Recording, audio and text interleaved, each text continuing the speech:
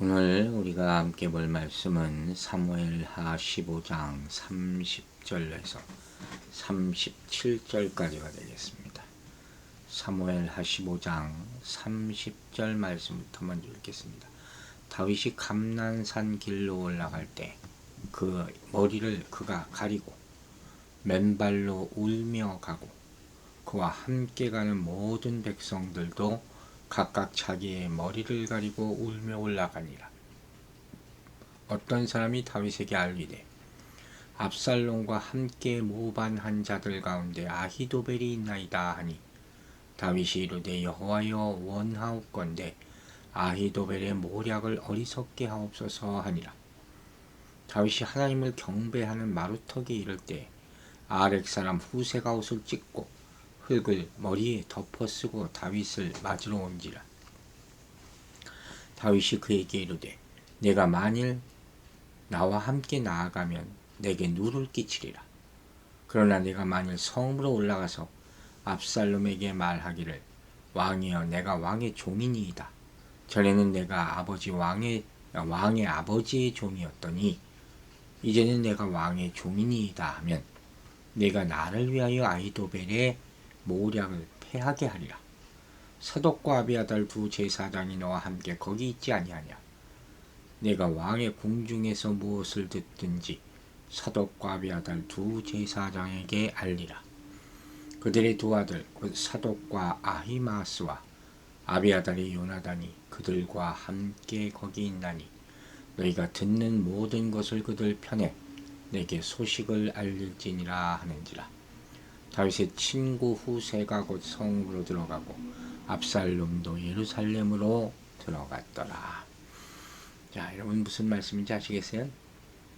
다윗이 지금 이 위기 가운데 자기 믿음을 회복하지 않습니까? 정말 놀라운 일이죠. 우리가 절대로 다 끝난 게 아니라고 얘기했어요. 우리가 하나님의 믿음과 능력을 회복하는 것은 오히려 위기일 때 있을 수 있다. 그러면서 하나님이 지혜 주셔서 이 압살롬에게 이제 반격을 하기 시작하는 장면이 나오는 거예요. 그렇게 되자 사람들이 다시 다윗에게 붙기 시작합니다. 바로 이런 장면이 보여주는 것이죠. 자, 먼저 30절 다시 봅니다. 다윗이 감람산 길로 올라갈 때 그의 머리를 그가 가리고 맨발로 울며 가고 그와 함께 가는 모든 백성들도 각각 자기의 머리를 가리고 울며 올라가니라. 이 감람산은 여러분 잘 아시죠? 예수님께서 승천한 곳, 그죠? 감람나무가 많아서 감람산으로 불리는 거예요. 예루살렘 성읍과 광야 사이에 병풍처럼 서 있고 높은 구름을 일컬어서 이렇게 불렀어요. 나중에 솔로몬은 여기 이방 아내들을 위해서 여기서 우상 산당을 지입니다. 그러다 요시아 때에 가서 다 무너져 버렸죠. 그러나 하여튼 역사적으로 의미가 많은 그런 곳이 감람산이에요. 그런데 그곳을 향해 어떻게 해서 머리를 가리고 맨발로 울며 갔다. 머리를 가리운 행위는 슬픔을 나타내는 거예요. 머리라는 것이 사람의 명예의 상징 아닙니까? 다윗의 이러한 행위는 자신의 명예가 상실된 것을 부끄러워하는 행동이라고 볼 수 있죠. 압살롬이 자식의 반역을 했잖아요. 지극히 인간적인 모습을 나타내는 것이죠. 즉 다윗은 자신의 죄로 인해 파생된 압살롬의 반역에 대해서 큰 고통과 수치와 슬픔을 당하고 있는 거예요. 그러면 이건 피할 수가 없어요. 하나님이 회복시켜주는 때가 있고 명예도 다 회복되는 때가 있을 수가 있지만 현실은 현실이에요. 죄의 값은 사망이라고 했어요. 이것까지 피할 수는 없는 거예요. 감당해야 된다는 거예요. 그 다윗이 맨발로 울며 행했다는 것은 자기 죄를 깊이 회개하고 있음을 보여주는 그런 장면이죠. 그리고 동시에 이 모습은 하나님 앞에서 철저히 낮아지고 있다. 이 과정이, 이 시간이 꼭 필요하다는 것을 여러분 잊지 마시기 바랍니다. 그런데 31절에 또 어떤 사람이 나타나요. 다윗에게 알리되 압살롬과 함께 모반한 자들 가운데 아히도벨이 있나이다 하니 다윗이 이르되 여호와 원하옵건대 아히도벨의 모략을 어리석게 하옵소서 하니라. 자, 이게 무슨 소리냐? 이미 앞서 압살롬의 모사가 된 아히도벨이 여기서 또 언급되는 건 뭡니까? 바로 그에 맞서서 싸우게 될 앞으로 언급될 다윗의 모사 후세를 소개하기 위한 그런 도입부로 나타나는 거죠. 이 둘이 앞으로 이제 지략의 대결을 하게 되는 거죠. 그래서 이 사건을 이끌어가게 되는 두 양측, 압살롬 측의 모사와 다윗 측의 모사, 두 신하들의 대결을 암시하는 것이죠. 그래서 여기 아히도벨이 언급되고 있는 거죠. 어쨌든 다윗은 아히도벨이 뛰어난 전략가이고 참모임을 하고 있기 때문에 그의 반란 합류 소식이 아마 큰 충격을 받았을 것으로 보이는 거예요. 여러분, 우리가 하나님을 섬기면서 하나님의 나라를 세워가면서 이와 같은 일을 보게 될 때가 있습니다. 즉, 하나님 나라는 이 땅에서 위협을 계속 당하고 배신당합니다. 공격당합니다.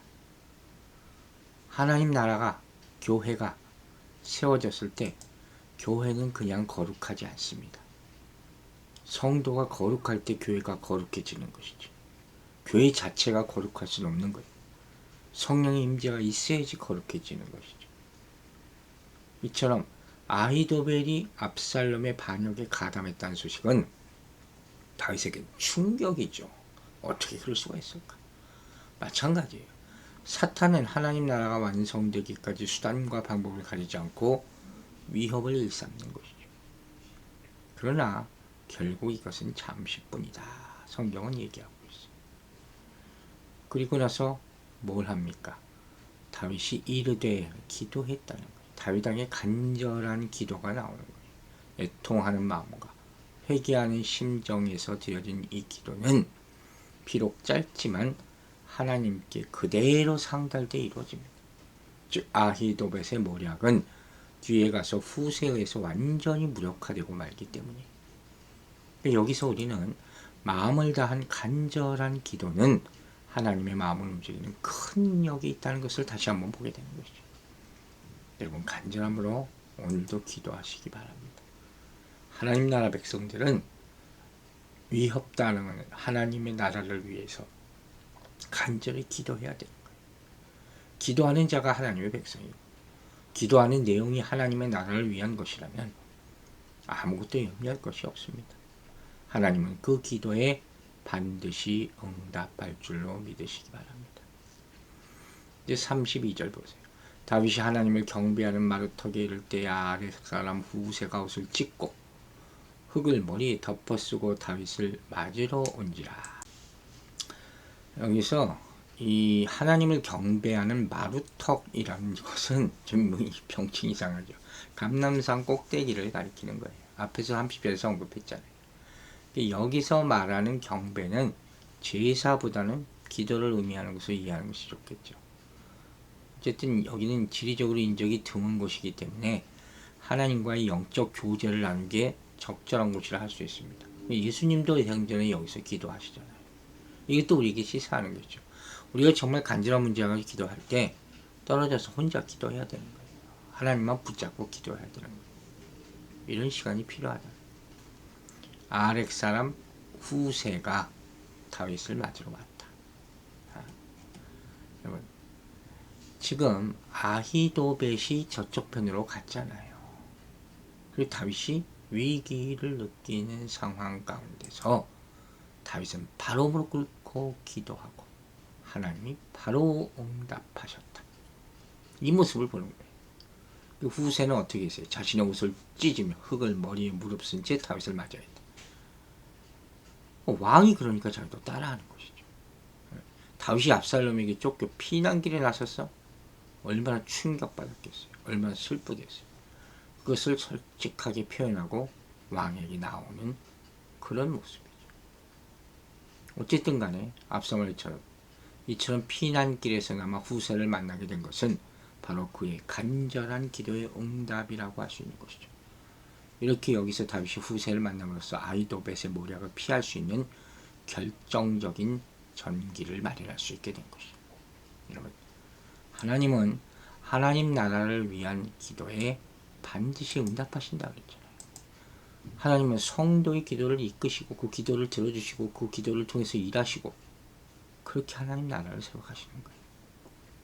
그래서 하나님 나라는 모든 위기를 이겨내고 아름답게 완성될 것을 믿으시기 바랍니다.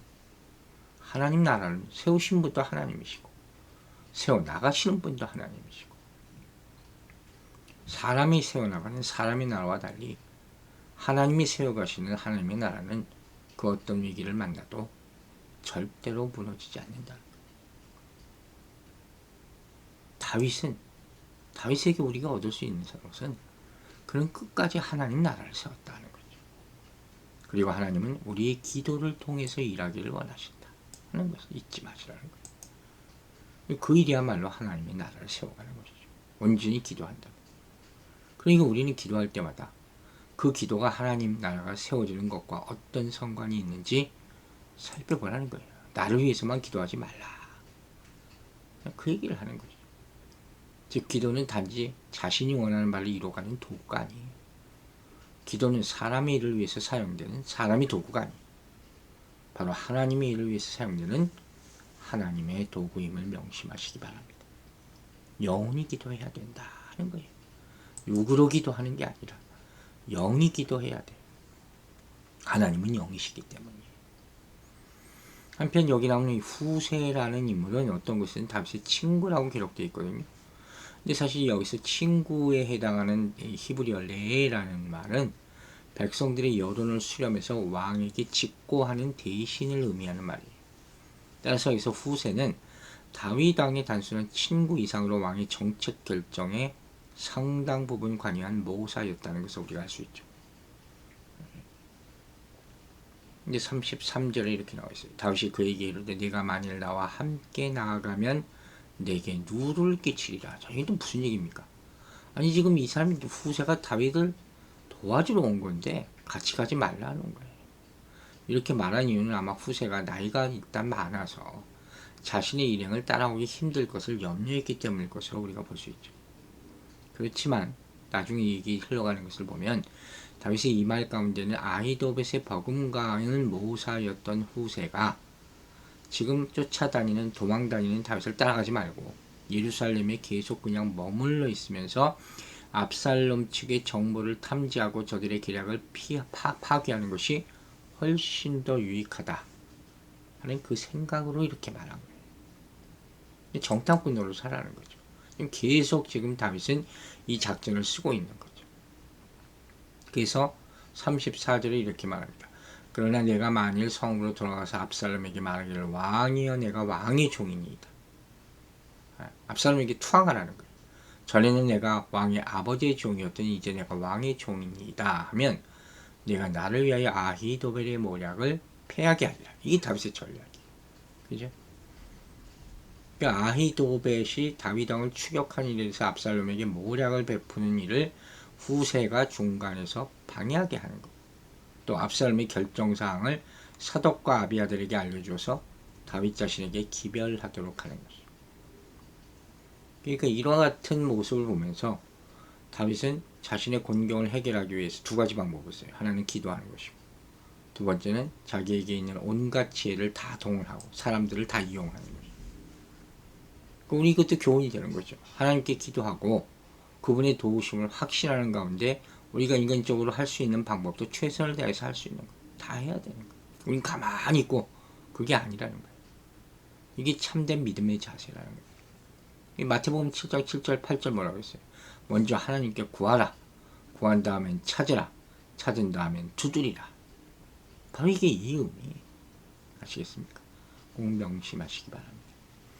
35절 6절 이렇게 되어 있어요. 사독과 아비아달 두 제사장이 너와 함께 있지 아니하냐. 내가 왕의 궁중에서 무엇을 듣든지 사독과 아비아달 두 제사장이 알리라. 그들의 두 아들 곧 사독의 아히마아스와 아비아달의 요나단이 그들과 함께 거기 있나니 너희가 듣는 모든 것을 그들 편에 내게 소식을 알리지라 하는지라. 이게 바로 소위 말하는 다윗의 비상연락막이에요. 네? 후세, 사독, 아비아달, 아히마아스, 요나단, 다윗 이 순서를 깼죠. 참 어느 사이 이렇게 짜였는지 모르게 3일에 하나 이렇게 가서 붙잖아요. 저절로 이게 하나님의 지혜죠. 이게 하나님의 능력이에요. 우리에게도 이렇게 하나님이 사람을 붙여주시기를 간절히 기도합니다. 그리고 마지막 37절 이렇게 나와 있어요. 다윗의 친구 후세가 그 성읍으로 들어가고 압살롬도 예루살렘으로 들어갔더라. 후세가 이제 예루살렘 성으로 들어갑니다. 앞에 대제사장들도 들어갔잖아요. 후세도 다윗의 명에 그대로 순종하는 것이죠. 사실 이것도 쉬운 건 아니에요. 왜냐하면 압살롬의 그 음모가 발각되면 바로 죽지 않겠습니까? 그럼에도 불구하고 후세가 이를 따라갔다 하는 거예요. 그만큼 그가 다윗 왕을 믿고 신뢰했다 하는 것이죠. 어쨌든 이렇게 해가지고 종교 지도자들, 대제사장들과 정치 지도자, 후세가 다 충성스럽게 다윗 왕을 지지했다는 사실은 하나님께서 다윗과 함께 하신 보여주는 증거가 되는 것이죠. 하나님이 붙여주셔야 돼요. 이게 좀 필요하죠. 그리고 압살롬도 예루살렘에 들어갔어요. 거의 동시에 들어갔어요. 다윗이 예루살렘 성을 버리고 급히 피신길에 오는 소식을 듣고 압살롬이 이제 우리가 내가 이겼다. 그리고 예루살렘으로 들어와서 승리의 입성을 하게 된다 하는 것이죠. 표면적으로 그렇죠. 이렇게 공교롭게도 압살롬과 후세가 거의 같은 시간대에 예루살렘에 들어갔다는 것은 아히도벳의 모략이 실패하게 해달라고 간구했던 다윗의 기도가 응답될 것에 대한 암시라고 할 수 있죠. 먼저 이들이 들어갔으니까. 후세가 들어가고 압살롬이 나중에 들어왔어요. 먼저 있었지 않습니까? 이게 또 하나님의 시간표 가운데 있는 거예요. 우리 모두가 기도할 때 위기가 승리로 역전이 되고 사람들이 떠났다고 낙심하지 말고 하나님께 의지하고 회개할 때 사람도 하나님이 붙여주심을 믿고 끝까지 믿음의 기도를 중단하지 않는 여러분들과 저가 되기를 주의 이름으로 축원합니다. 기도하겠습니다. 아버지 하나님, 하나님의 크신 손이 이렇게 다윗과 함께함을 보게 하심을 감사드립니다. 우리 인생에도 우리 앞길에도 하나님의 계획과 그 손길이 함께하기를 간절히 소망하며 기도합니다. 또 우리 교회에도 하나님의 섭리가 역사하기를 간절히 소망합니다. 아버지, 힘들고 어려운 이 긴 터널과 같은 시간들을 우리가 지나고 있으나 믿음을 잃어버리지 않게 하심을 감사드리고 연약하고 힘든 그런 상황 가운데 그래도 하나님이 역사하심을 순간순간 보게 하셔서 많은 사람들이 은혜 받고 믿게 하시고 또 죽음에서 벗어나게 하시고 많은 기도에 응답을 주심을 감사드립니다. 분명 하나님이 함께 하시면 우리가 깨달을 때 절대 좌절하지 말게 하시고 타협하지 말게 하시고 끝까지 이 믿음을 지켜 교회를 세워나갈 수 있도록 축복하여 주시옵소서. 아버지, 연약하고 병든 사람들 주님께서 불쌍히 여겨주시고 특별히 병과 싸우고 있는 마지막 단계를 극복하기를 원하는 우리 사랑하는 당신의 아들을 위해 기도할 때 새 힘을 주시고 모든 질병의 원인을 재건하여 주시며 무엇보다도 하나님 앞에 온전히 회개하고 간절히 구하며 인간의 욕심을 다 내려놓고 엎드려 기도할 때 주님께서 다시 일어나 주님의 종으로 사용하게 하여 주실 줄로 믿습니다. 모든 것이 주의 뜻을 따라 이루어지기를 믿고 소망하며 우리를 살리시는 우리 구주 예수 그리스도의 이름으로 기도했습니다. 아멘.